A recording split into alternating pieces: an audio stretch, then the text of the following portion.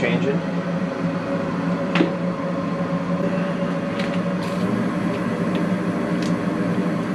19th. I have to check like 8 times a day because I forget.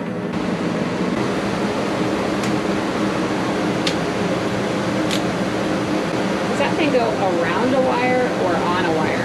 Around it. Around it. Yep. And yet it still senses it. Yep. Amperage right around there. 0.4. But you're checking that white wire. Yeah, the neutral wire. Okay. This is actually a high and a low, so this motor has 2 speeds.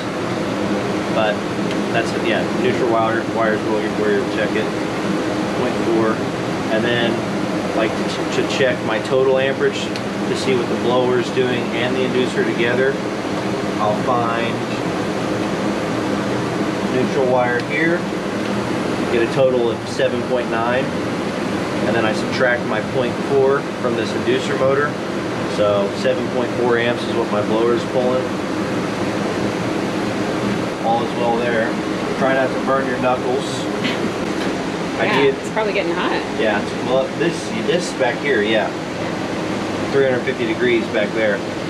I unplug the inducer, just unplug the power. That's kind of imitating this motor failing, and then the pressure switch is open, and now the heat exchanger is cooling off. That way, I'm just not shutting it off, and everything's still steaming hot. Just something I do. Yeah, this is 4 years old. And it looks brand new. This looks pretty perfect. Yeah. So it's... Sorry, you said 2-stage gas valve? Yep. Okay. That's why that motor's two speeds as well. It's meant for efficiency, so it'll run on low stage for, I don't know, 15 minutes, a certain amount of time, just to kind of knock the... Maybe it just needs has a degree of demand, and maybe 15 minutes of low stage run time will satisfy the thermostat. But if it runs over a certain period of time, then it'll kick into the second stage and really start heating the house. But it's for efficiency reasons. That's why there's two stages. Does that make sense? Yeah.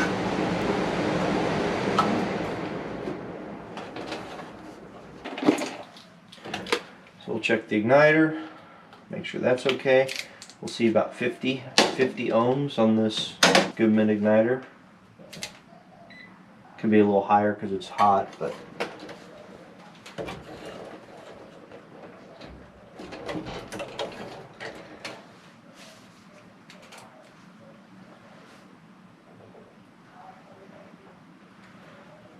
we're seeing 53.6, which is perfect. No issues there.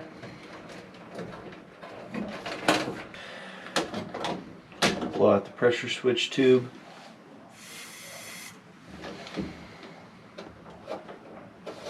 We'll blow these out too. There's 2 more that tee off because there's 2 pressure switches. So we'll make sure that these are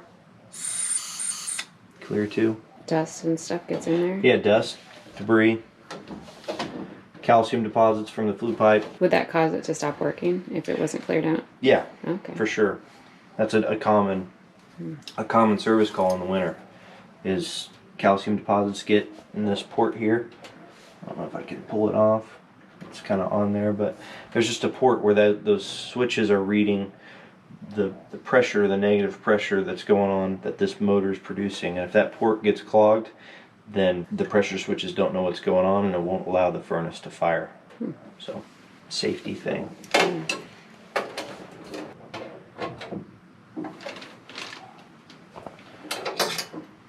Flame sensor, dirty, clean it up.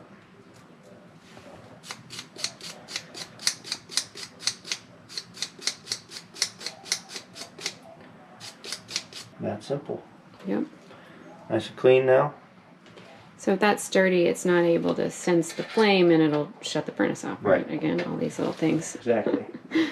All safety stuff. That's why maintenance is so important. Yeah.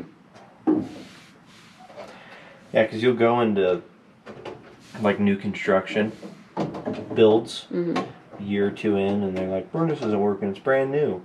Yeah. We haven't had it maintained. Yeah. Oh gosh, look at that. Pretty dirty. Yeah. What were you just touching back there? The blower wheel. Ah. So the fins that push the air through the house. 1/20th of an inch was that thickness of a credit card.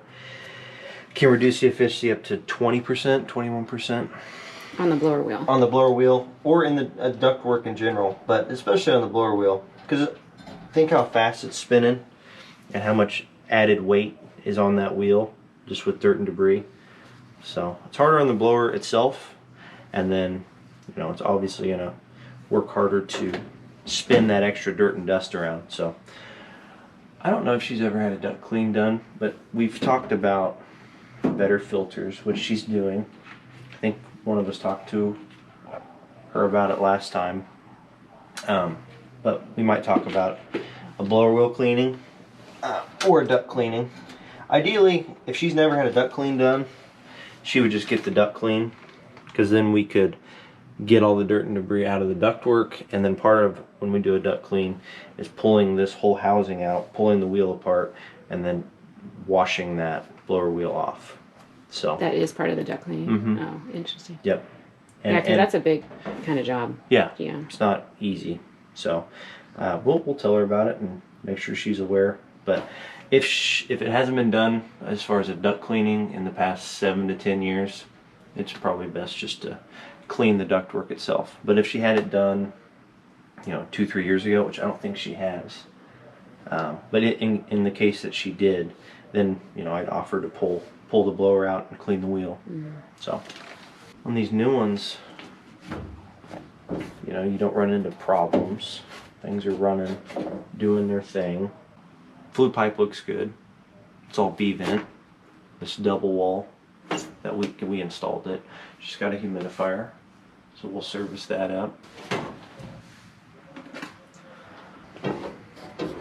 So humidifier, this is the humidistat. So think of this, it's in the name, it's the thermostat, humidistat for your humidifier. So it's rated 1 through 7, this specific one, but around 5 is 35% humidity, which is ideally what we want to see in the wintertime. But I want to test this and make sure it's working properly. I'm going to put it on test. I'm going to go over here, open this up. There's no water panel in it, so that tells me that it's been probably broken for a while and she hasn't wanted to fix it, so that's why it wasn't in the equipment information. So I'll ask her about that and we can know what's what. So new filter, humidifier, run this out to the truck.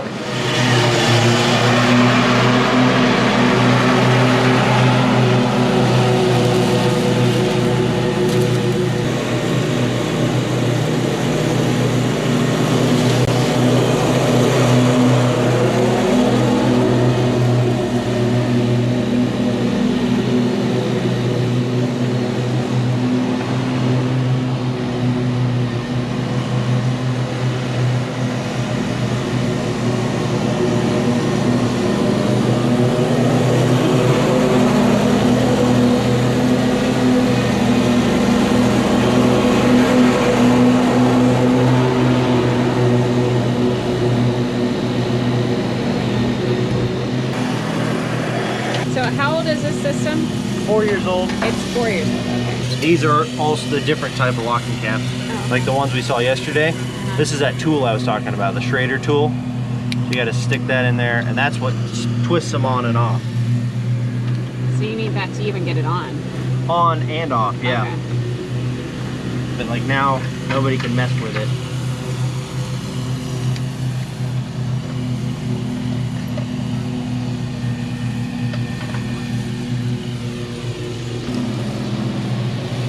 I was thinking how many, probably thousands of times I've done this. Yeah. Like exact procedure.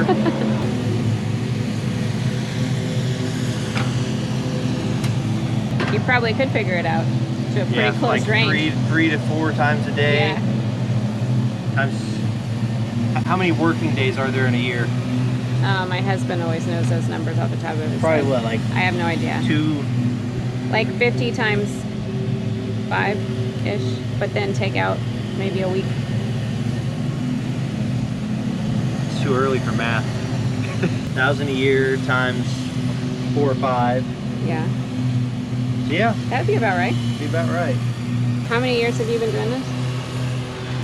Year 5, but Okay. you know, you got the year of training. So it's probably 4 full years. Ah, okay. Did you come in as an apprentice, or you already had experience? No, I came in. I was 17. They hired me. No, you weren't. Yeah, I was. You were? Yeah. Wow.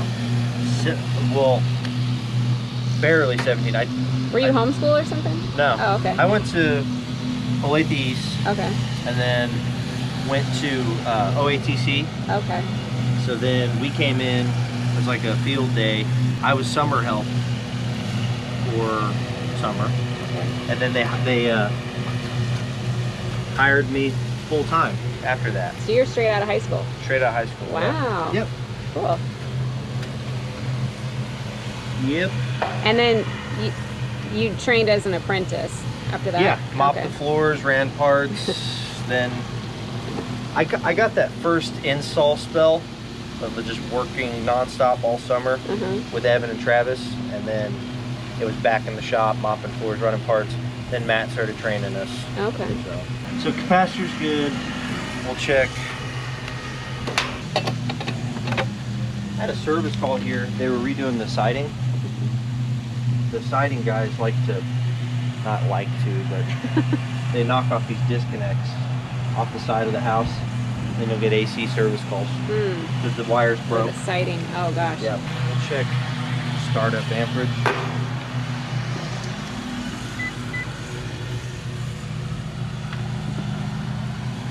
Is that tough to get a disconnect back on, or is it just kind of like? Well, it's fine like on a normal house, but once it's stuccoed around, it's kind of a pain. Yeah.